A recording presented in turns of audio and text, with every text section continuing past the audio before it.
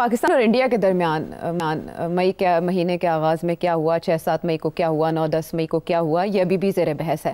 लेकिन बात तब होती है जब आपको मुखालिफ के कैंप से ही आवाज़ें मिल जाएं जो आपके बयानियों को सपोर्ट करती हों, तो वो बहुत अहम है। स्पेशली अगर बीजेपी के कोई सीनियर रहनुमा बात कर रहे हो, बता रहे हो कितने तैयारे गिराए गए थे पाकिस्तानी एयरफोर्स की जानिब से, या शिवसेना के कोई रहनुमा बता रहे हो कि हुआ क्या था इंडिया के साथ, वो कह रहे हैं कि वो जो 6 आतंकवादी हैं वो इसलिए नहीं पकड़े जा रहे कि उन्होंने बीजेपी में शमूलियत इख्तियार कर ली होगी। बहुत गहरा तंज इसमें छुपा है। और उससे पहले जो डॉक्टर सुब्रमण्यन स्वामी कह रहे हैं, वो कह रहे हैं राफेल ही बढ़िया नहीं थे और इस पे इन्वेस्टिगेशन होने नहीं देंगे नरेंद्र मोदी जी, क्योंकि वो जो उन्होंने बात नहीं कही, हाँ, वो कहना चाह रहे थे मगर कहा नहीं, हाँ, इशारा कर दिया, क्योंकि राफेल डील के अंदर बड़े सीरियस करप्शन के एलिगेशन घपले हैं कि कमीशन खा गए बीजेपी वाले, हाँ, लंबे चौड़े। अच्छा। और बाय द वे वो सब मैं क्या कहूँ, फ्रांसीसी ट्रांजैक्शंस के अंदर ये पहली दफ़ा नहीं है कि इस किस्म के इल्ज़ाम लगे हैं। जब हमने सबमरीन्स ली थी तो उस वक्त भी इल्ज़ाम लगे थे पाकिस्तान के अंदर भी कि इस किस्म की चीज़ें हुई थी, किकबैक्स। तो ये तो, और नरेंद्र मोदी के ऊपर तो बहुत सीरियस इल्ज़ाम है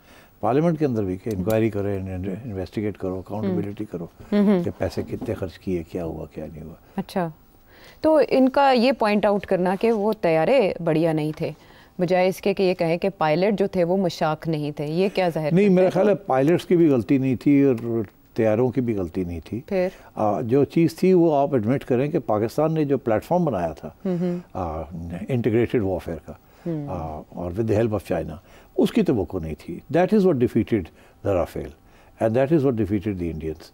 Rafale jet is a first class jet, कोई इसमें शक ही नहीं है।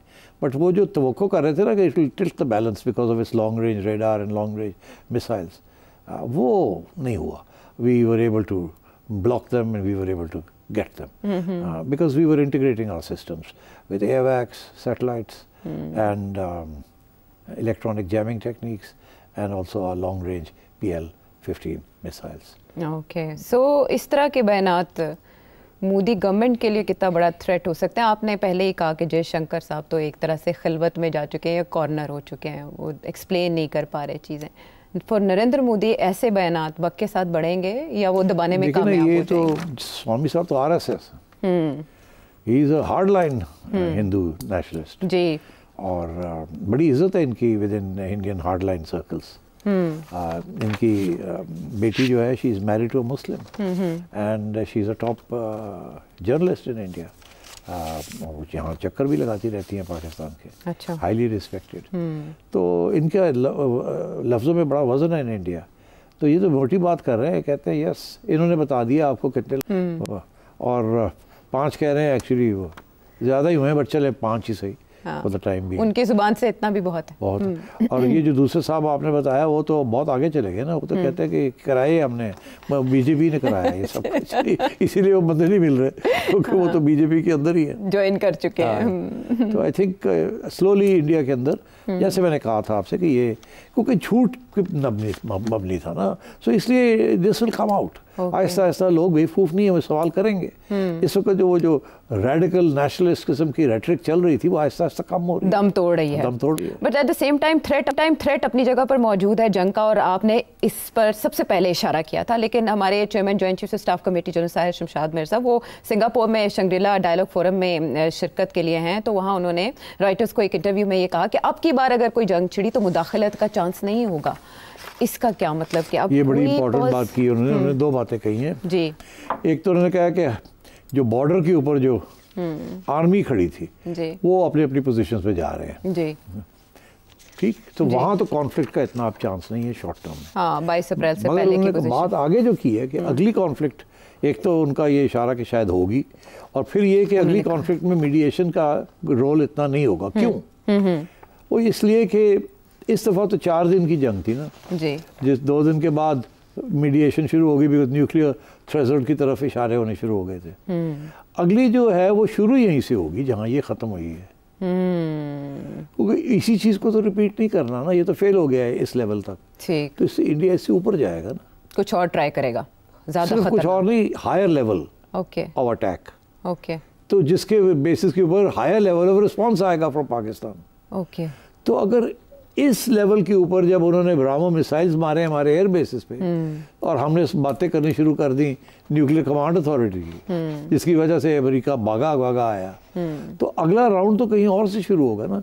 It may be much more serious attempt to knock out on certain critical facilities जो इस दफ़ा काम आई हैं हमारे. ठीक. तो अगर वो हुआ तो फिर जल्दी से आपका जो थ्रेशोल्ड है जिसकी वो बात कर रहे हैं कि ये रेड लाइन है, ये रेड लाइन बड़ी जल्दी क्रॉस हो जाएगी. अभी तो 4 दिन के बाद क्रॉस होगी और फिर 2 दिन में क्रॉस हो जाएगी. ये जो है ना मीडिएशन, ये 2 दिन के बाद आई है ना, 2-3 दिन के बाद जी. तो वक्त लगाया देखने में क्या हो रहा है क्या नहीं. एयर बेसिस पे जब अटैक होना शुरू हुआ तो अगला राउंड में जल्दी हो जाएगा. ये बहुत जल्दी आप पहुंच जाएंगे. और यही इसीलिए जो इस वक्त इंटरनेशनल एनालिस्ट जो हैं वो क्रिटिक कर रहे हैं मोदी की डॉक्ट्रिन की, न्यू नॉर्मल की, वो यही कह रहे हैं ना, 2 बातें कह रहे हैं. हाँ. एक वो ये कह रहे हैं कि देखिए कैसे आप कह सकते हैं कि जो आगे कभी भी कोई इस किस्म का इंसिडेंट होगा तो वो पाकिस्तान ने कराया है. आपने तो एज्यूम कर लिया.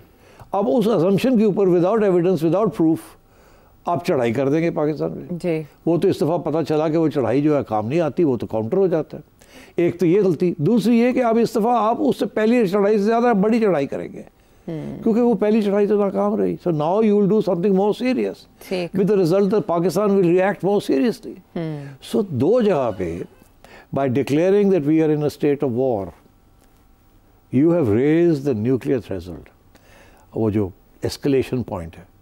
तो और not raised it, you brought it down the nuclear threshold as the chairman. कि आपने वो जो रेड लाइन है जिसको जब आप क्रॉस करते हैं तो न्यूक्लियर की बात शुरू हो जाती है, वो पहले इधर थी, अब आप जब करेंगे तो वो इधर पहुंच जाएगी. ठीक है, यानी घंटियां बज रही हैं और वो कह रहे हैं कि कोई राब्ता भी नहीं है, गैर रस्मी बातचीत भी नहीं है. तो फिर ये खतरा कब तक मंडलाता रहेगा, कितना अरसा? ये जब तक इंडिया जो है वो अपनी मोबिलाइजेशन इसी लेवल पे रखेगा और इसी लेवल पे थ्रेट रखेगा और नरेंद्र मोदी जो है वो सारा इंडिया घूमेंगे और कहेंगे रोटी खाओ या गोली लो. और यही नेशनलिज्म, यही एग्रेसिव किस्म की बातें करेंगे. और तो उस वक्त तक तो अलर्ट रखना पड़ेगा आपको. और ये भी मैं आपको बता दूं, इट इज़ एंटायरली पॉसिबल कि इस दफ़ा तो उन्होंने कहा था कि हम करेंगे जी. यहाँ तक कि जयशंकर साहब कहते हैं हमने फ़ोन करके भी बता दिया था क्या हम ऐसा करने जा रहे हैं. ठीक. तो अब बिल्कुल ये नहीं करेंगे ना. अब अगर वो करेंगे तो पता भी नहीं चलेगा कि उन्होंने तैयारी करेंगे और विदाउट वार्निंग कुछ ना कुछ कर देंगे. तो element of surprise is very important with the result कि आपको अब 24 आवर अलर्ट पे रहना पड़ेगा आपको, which is a very difficult thing. It's an expensive proposition, it's a difficult proposition. कब तक आप 24 आवर अलर्ट पे रहेंगे? So my sense is that sooner or later हमारी तरफ से पेशकदमी होगी to bring in international powers कि इस क्राइसिस को डिफ्यूज़ करें in a permanent sort of way. ये जो टेम्प्रेरी जो आप सीज फायर हुई है, दिस इज़ नॉट गुड. ये फ्लेयर अप हो गया तो बहुत गड़बड़ हो जाएगी. और इसमें किरदार अमेरिका का ही होगा. किसका होगा? Let's wait and see. Okay, ठीक है. तो ये इम्कानात आपने देखे, आपने जाने, धमकियां भारत की जानिब से भी दी जा रही हैं और जानिब से भी कहा जा रहा है कि भारत का बंदोबस्त कर रहे हैं. इस खतरे को टालने के लिए नरेंद्र मोदी जी और उनकी पॉलिसीज़ का बंदोबस्त करना बहुत ज़रूरी है. डेरा मेहरबानी तासीर, इनका क्वेश्चन रिफ्लेक्ट करता है कि लोअर दीर तक भी मुस्लिम लीग नून का सपोर्ट बेस मौजूद है. अब सऊदी अरब से अमजद क्या जानना चाहते हैं? पिछले दिनों मेरा एक बांग्लादेशी दोस्त, उससे मेरी बात हो रही थी तो उन्होंने बोला कि जितना भी वेजिटेबल्स इंडिया से आता है ये पाकिस्तान इंडिया कॉन्फ्लिक्ट की वजह से पूरा इंपोर्ट बंद कर दिया, एक्सपोर्ट इंपोर्ट बंद कर दिया. मेरा ये क्वेश्चन है कि हमने प्याज लगाया, अब प्याज 50 के 5 किलो मिल रहे हैं. उससे मेरी काफ़ी देर गपशप हुई. उन्होंने कहा कि प्याज ये जितनी भी लोकल सब्जी है वो इंडिया से आती है बांग्लादेश में, क्योंकि बांग्लादेश के पास ज़्यादा लैंड नहीं है एग्रीकल्चर के लिए. तो ये लोकल बेस पे जितने भी हमारे कंट्रीज हैं, बांग्लादेश हो गया, सऊदी अरेबिया हो गया, इनको ये हमारी जो वेजिटेबल्स लोकल हमारे किसान भाई प्रोड्यूस करते हैं तो इनको एक्सपोर्ट क्यों नहीं किया जाता? वो रुल रही हैं, फ्री की सब्जी मिल रही है पूरे पाकिस्तान में. तो काइंडली ये मेरी बात मरियम साहबा तक या जो भी इसको देख रहा है उन तक ये पैगाम दें, खुदारा ये जो लोकल बेस पे जो हमारी एक्सपोर्ट होती है, आई थिंक ओपनिंग हो गई है एक्सपोर्ट इंपोर्ट बांग्लादेश के साथ, तो इसको क्यों नहीं बढ़ाया जा रहा? एक कार्गो गया, शिप गुड़ लेके गई, उसके बाद पता नहीं क्या इसका हुआ कि बंद हो गया या इसको आगे बूस्ट क्यों नहीं किया। तो ये जितना भी हमारा लोकल वेजिटेबल है तो मेरे ख्याल में इसको एक्सपोर्ट करना चाहिए, इस तिजारत को और आगे बढ़ाना चाहिए। अभी भी मैं मार्केट से होके आया हूँ, तो यकीन करें मुझे पाकिस्तानी राइस नहीं मिला। तो 15 से 20 किस्म की राइस की वैरायटी, सब इंडियन, ताजमहल, अबूकास, इंडिया पंजाब, पता नहीं क्या क्या किस किस नाम से है। तो ये हमारी प्रोडक्ट कहाँ जा रही है? हमारा इतना बड़ा जरी कंट्री है, तो मुझे इस चीज़ की समझ नहीं आ रही। तो खुदा रहा इसके ऊपर थोड़ा रोशनी आप भी डालें। बिल बहुत अच्छी सजेशन है आपकी, और मेरा ख्याल है मैं मरियम बीबी को ही पहुँचाऊँगा। SIFC को भी देखना चाहिए। देखिए, you are so right, Bangladesh के पास एग्रीकल्चर ज़मीन नहीं है, they need these vegetables, huge population, और वो पहले इंडिया से ले रहे थे।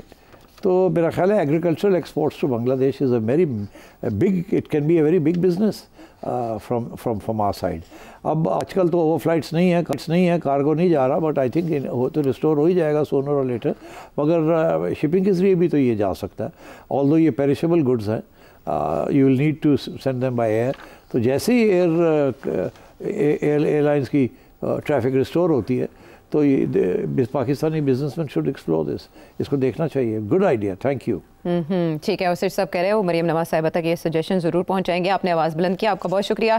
फरीद नासिर युगंडा से आपने सवाल भेजा, आई विश के हम शामिल कर सकते हैं, लेकिन आने वाले प्रोग्राम्स में ज़रूर हिस्सा बनाएंगे। कासिम याकूब राजा इंग्लैंड से, अब्दुल मजीद दिलावर दुबई से, डॉक्टर आमिर तौफीक लाहौर से आपने सवाल किया, मोहम्मद अजमल कमालिया से आपने भी कमाल का सवाल भेजा, नबील अमरीका से आप भी जानना चाह रहे हैं चाइना पाकिस्तान ताल्लुकात के हवाले से। तो आने वाले शोज़ में ज़रूर डिस्कशन में शामिल करेंगे आपके सवाल। अगले प्रोग्राम तक के लिए इजाज़त दें।